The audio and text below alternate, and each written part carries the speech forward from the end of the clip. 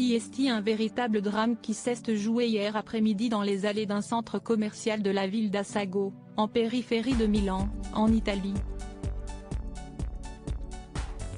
Un déséquilibré de 46 ans, souffrant apparemment de troubles psychiatriques, a effectué une violente et meurtrière attaque au couteau, sans raison apparente.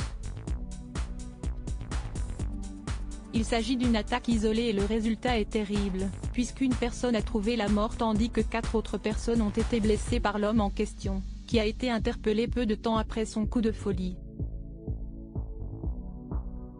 D'après les informations de l'agence de presse italienne ANSA, la personne qui a succombé à ses blessures est un employé de l'hypermarché Carrefour, situé dans le centre commercial où s'est produite l'attaque.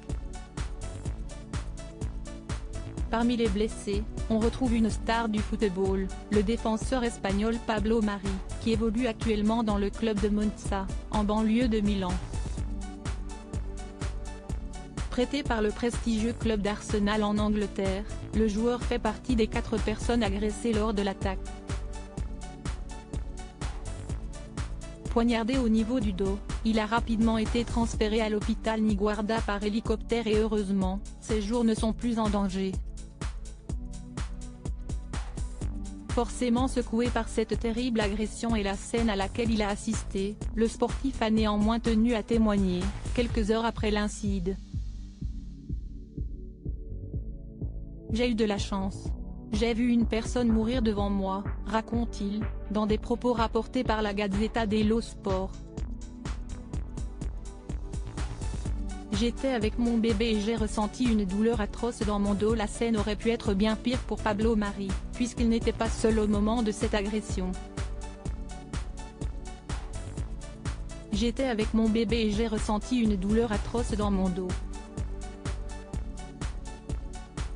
Puis j'ai vu cet homme poignarder une personne à la gorge, poursuit le joueur espagnol, également passé par Manchester City.